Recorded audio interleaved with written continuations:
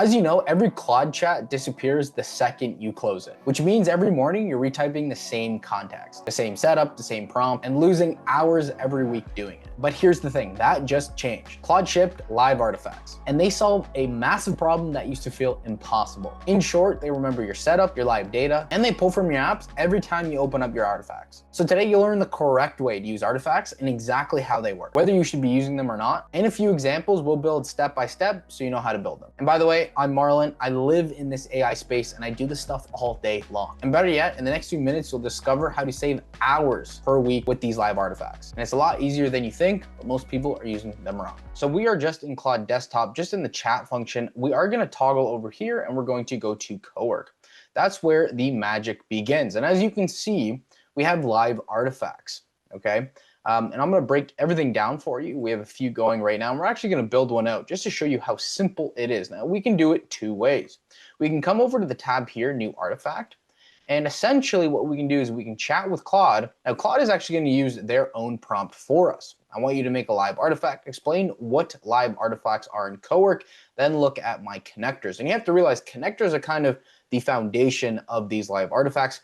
That's where it's going to pull all the information so it actually can stay up to date with what you're looking to do. So if you're new to live artifacts, I would say let this run because it's going to break down essentially what these are so you'll get a better understanding of them.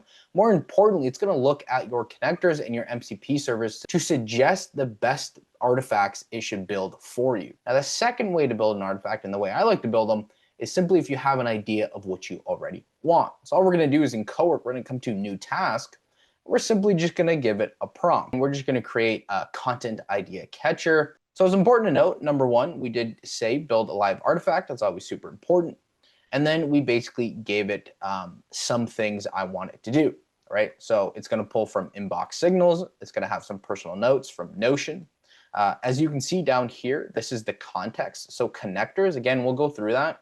Slack captures, Reddit trending, and then just some other basic principles I wanted to follow. Now, while that is building, let me actually just go to some other live artifacts we have. And as you can see, we have a competitor tracker. We have a morning brief, which is probably super important for you as well. A few things to note, as you can see here, this is pinned. I come to Cowork here, you will see the morning brief pin. Now, this is the live artifact, okay? So as you can see here, it's today's schedule. Now, this is just sample data, but it does pull from your connectors. Again, I'm gonna show you all that in a sec here. But theoretically, if you had a busy calendar and essentially instead of checking all those tools like you originally would, you can essentially just create your own dashboard of information. So for instance, it would be today's schedule. It would show all our meetings. We can actually just press this and it would essentially just bring us to Google Meets or Zoom, whatever you could be using. We'd have unread Slack mentions. We'd have urgent emails we need to get to and open tasks that need to be completed or addressed. So this saves a lot of hours, and historically to build this out, you would need a developer to build this software out, or what you'd have to do is just open up 5 different tools to have all this data. So for instance, I would need to go to my Gmail, I would need to go to Slack, I would need to check potentially other software or tools that I'm currently using.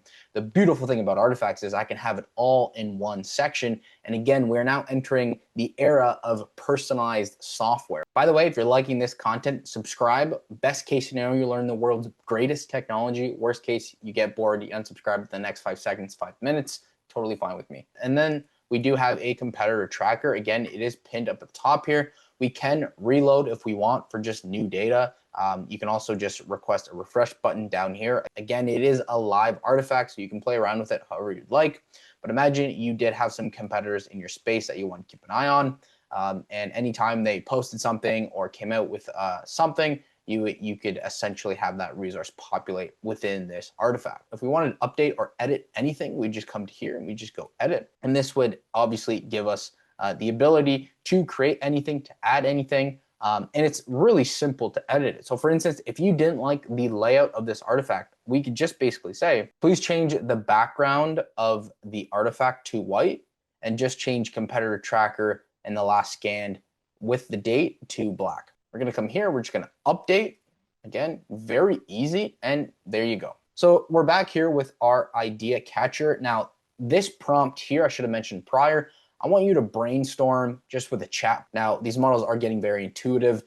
but it still helps, one, just reduce tokens and save time when you do brainstorm to get what you really want. Once you have that, just paste it. So you are always met with this pocket of information here. So it's create artifact, content idea catcher. Then it's just going to give you a brief description, weekly AI content idea digest, pulling live data from Gmail, X, Y, and Z, as you get the point. And then it's going to show essentially your connectors and where it's pulling from. I can either cancel, update, or just create. We're going to create. So the catcher is live. It's just loading right now. So this is the content idea catcher. As you can see, top ideas ranked by opportunity score. Again, this is in thanks to the prompt and the brainstorming we did prior to actually building out the artifact, which I highly suggest you do. But we have ranked by opportunity score. We have raw signals by source. So the inbox, what our inbox is potentially telling us, all the information coming from our inbox. And obviously our Notion. Then we have Slack and all the information there. And then we have Reddit. Another cool feature with live artifacts is this tab up here. If we just click into this, we can see we then have the data or the history of a prior date and time of the same artifact. Now, obviously we just made this today, so there's not much going on, but you can always just look back in history to see the evolution of that live artifact. Now, another cool thing with artifacts is actually coming to this drop down here by the title, and we are met with more options. So we actually can schedule this artifact out. So instead of every morning coming to your artifact and just refreshing it, we can schedule that out. Or if it's more intermittent, we can then schedule around that. We can just press schedule here, and it's gonna allow us to schedule this artifact out. Or we can even turn it into a skill, or we can pin and rename. And what I would suggest is just pinning your most important live artifacts right here. So you may be thinking, can I share live artifacts with team members? You can, but there are a few caveats. So you can actually just download as a PDF if you just want to transfer this across. But the only way it's really gonna work is if you have connectors that are shared already with your team members. So for instance, if we just come to connectors, you want to have shareable connectors. So Google Drive is usually shared across your team. That works because you have to realize the data needs to be live across team members for this to really work. It could be a CRM and you have various seats within the CRM and then you provide just live data.